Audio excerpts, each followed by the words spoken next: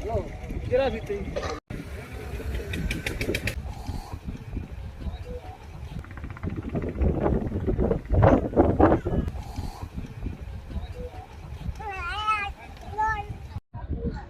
আজকে আমাদের এই মানববন্ধন যে এই ভাঙন রোধ করার জন্য, যাতে আমাদের এখানে লঞ্চঘাট থেকে মিটার পর্যন্ত যদি আমাদের টেকসইভাবে ব্লকের ব্যবস্থা করা হয়, তাইলে এই ভাঙনটা রোধ করা সম্ভব।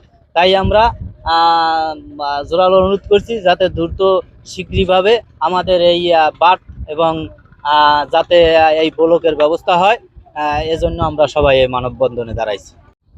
জায়গা নাই, জমি নাই, বাড়ি একবারে বদলে 3-4 বার ভাঙছি, মন্দির 2 বার ভাঙছে, আবার ভাঙছি। যদি এবারও ভাঙে তা আমরা এই দেশে থাকার মতো কোনো স্থান নাই।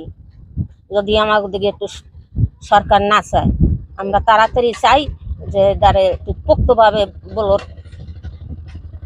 বলোর ব্যবস্থা হয়। এই জন্যই আমরা সব পাইয়ে দাঁড়াইছি এই জায়গায়।